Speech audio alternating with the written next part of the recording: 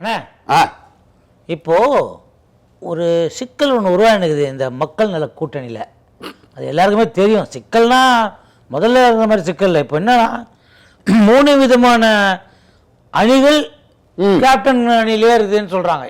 3 விதம். ஆமா, எப்படின்னா என்னென்ன? 1 கட்சியை விட்டு வெளியேறி சூரிய கட்சியில் இணைஞ்சு அதுக்கு வேலை செய்யுதுன்னு முடிவெடுத்த ஒரு அணி. ஓஹோ.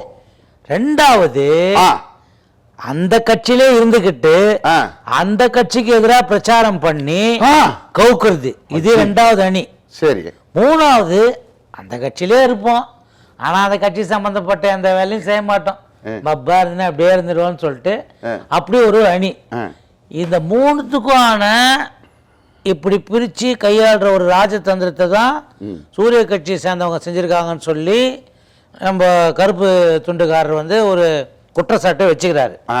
இப்போ இந்த மாதிரி இருக்கும் பட்சத்தில் இந்த எலெக்ஷனுக்குள்ள அந்த மக்கள் நல கூட்டணிக்கு ஒரு பெரிய பிரச்சனை வருமா வராதா அப்படின்னு ஊருக்குள்ள பேசிக்கிறாங்க. இதை பத்தி நான் என்ன சொல்ல வரேன்னா, இப்போ அவங்க பேட்டி எல்லாம் கொடுக்குறாங்க.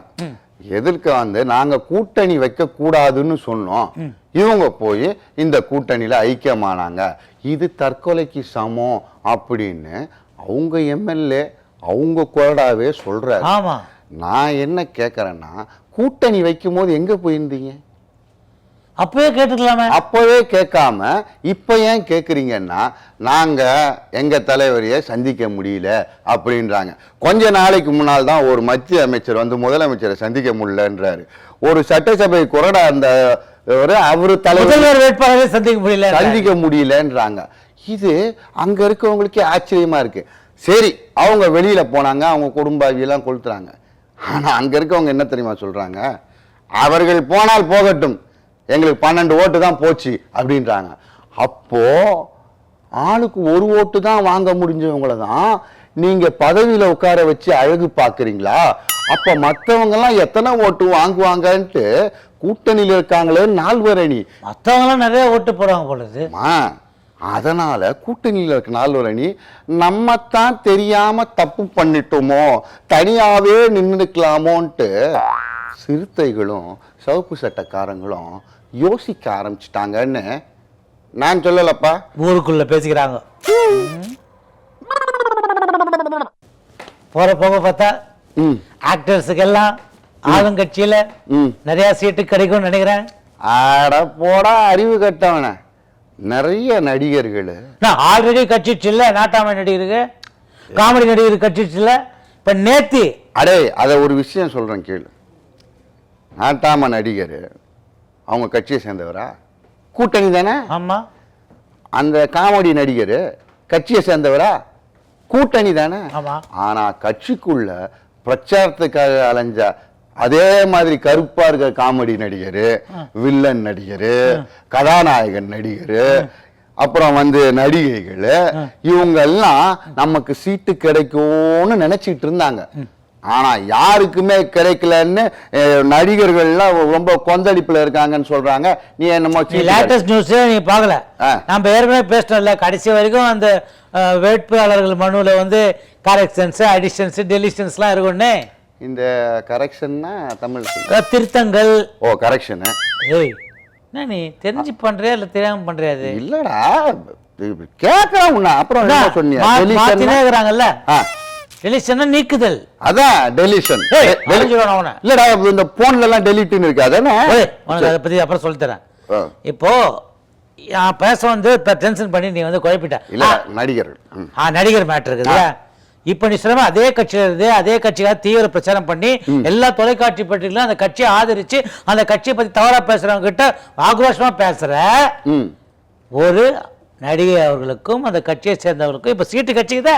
ஆமா ஆமா ஆமா, அவங்க ஒருத்தருக்கு தான் கிடைச்சிருக்கு.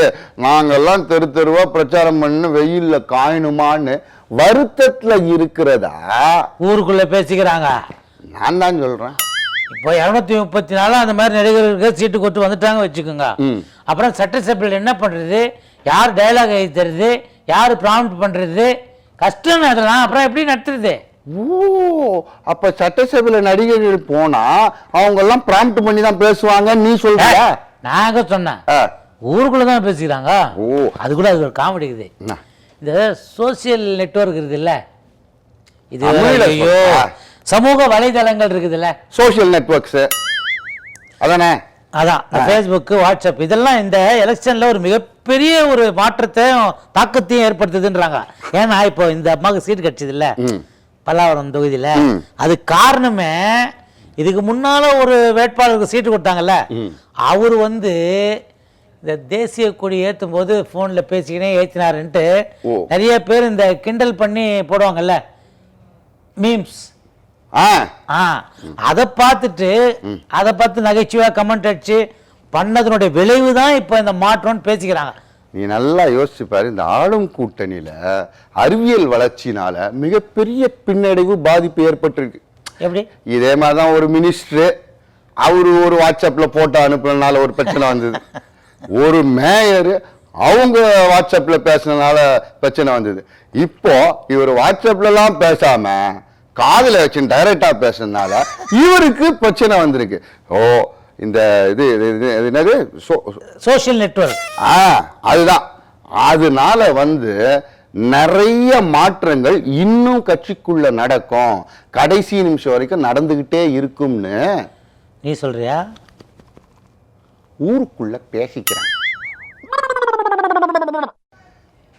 மன்னிக்க மாட்டாயா உன் மனம் இறங்கி,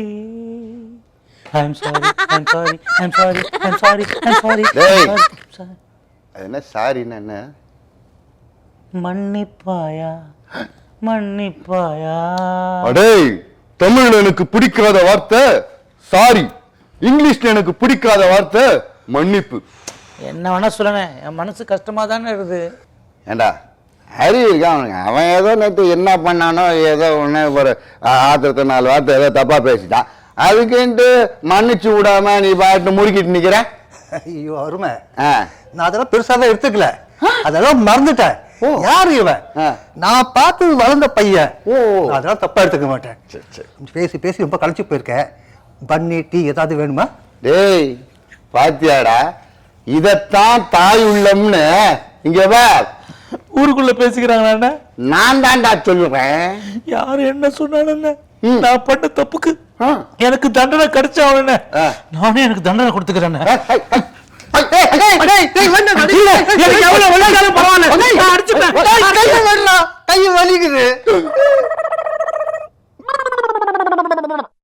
நேயர்களே, நம்ம நிகழ்ச்சியை நிறைவு செய்யறதுக்கு முன்னால இப்ப வரப்போறது நீங்கள் ஆவலுடன் எதிர்பார்த்து கொண்டிருக்கும் பலட் பஞ்ச்.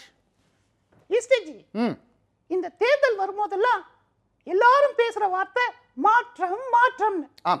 ஆனா உண்மையான மாற்றம் ஆளுங்கட்சி கிட்ட தான் இருக்குன்னு அவங்க பேசிக்கிறாங்க. எப்படி சொல்ற? ஏன்னா அவங்க ஆட்சி நடத்தும் போது மினிஸ்டரை மாத்துனாங்க, எம்எல்ஏவை மாத்துனாங்க. இப்போ வேட்புமனு தாக்கல் செய்யற நேரத்துல வேட்பாளர்களே மாத்துறாங்க.